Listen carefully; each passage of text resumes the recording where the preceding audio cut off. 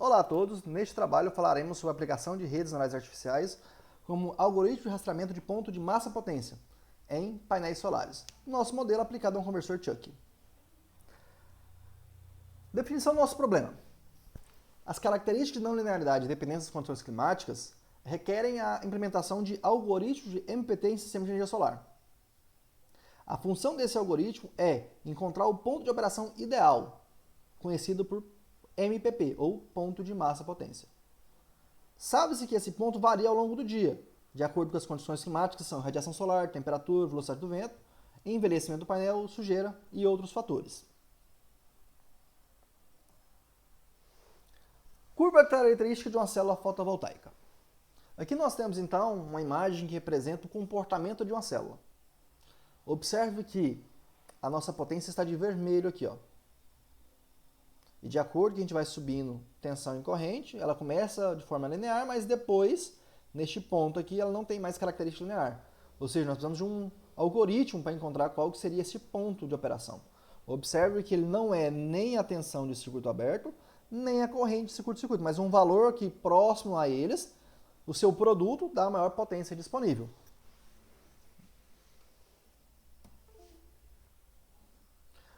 Qual que é o nosso objetivo, então? Nosso objetivo é encontrar aquele ponto de maneira mais eficiente, utilizando os dados que influenciam diretamente nele, irradiação solar e temperatura.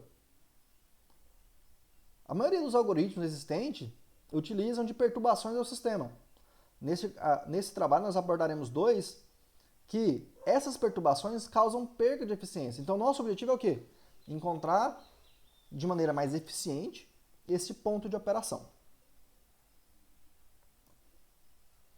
Aqui nós temos então a influência da radiação solar e da temperatura na nossa razão cíclica. Observe que nós temos então a temperatura pelas cores e a razão cíclica aqui embaixo, no eixo X. E aqui nós temos a nossa resposta em D.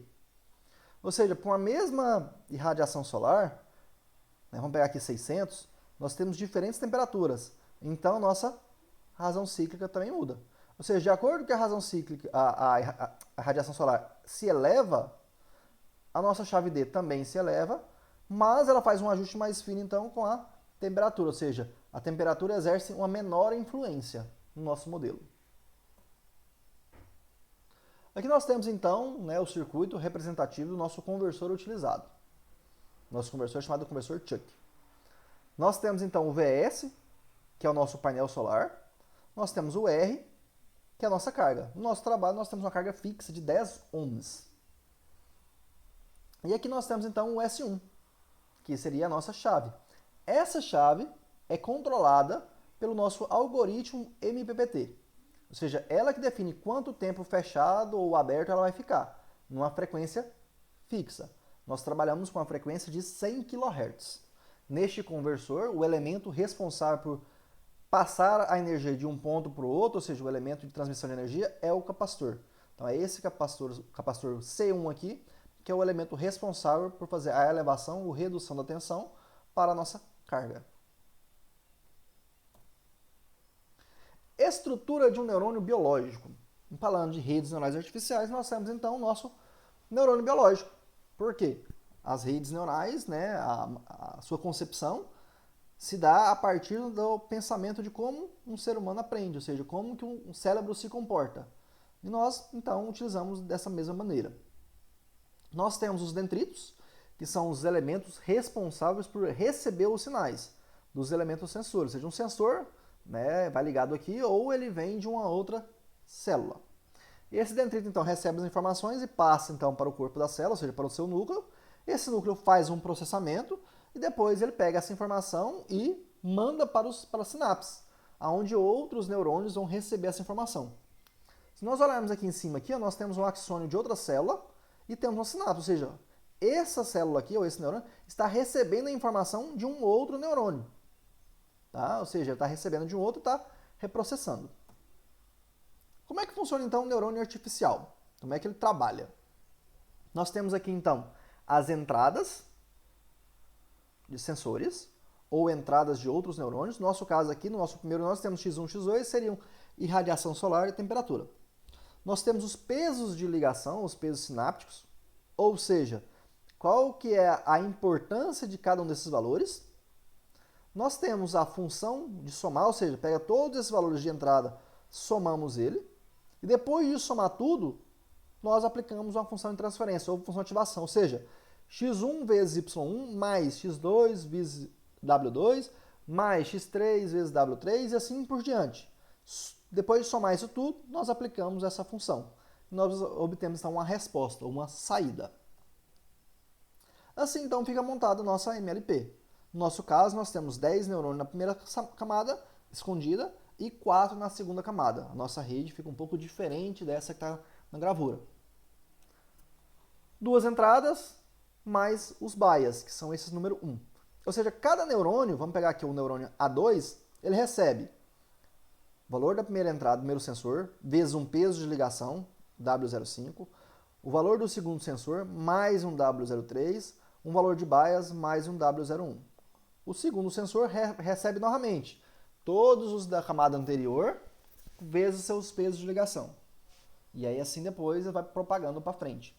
Né? Ou seja, vai jogando esses valores, aplicando uma função de ativação e reprocessa para a camada seguinte, ou repassa esse valor para a camada seguinte. Então aqui agora nós temos a imagem de uma rede neural. Observe que nós temos os valores de entrada x, y, z, a primeira camada oculta, a segunda camada oculta e a nossa camada de saída com 12 neurônios. No nosso trabalho nós temos apenas um neurônio na camada de saída.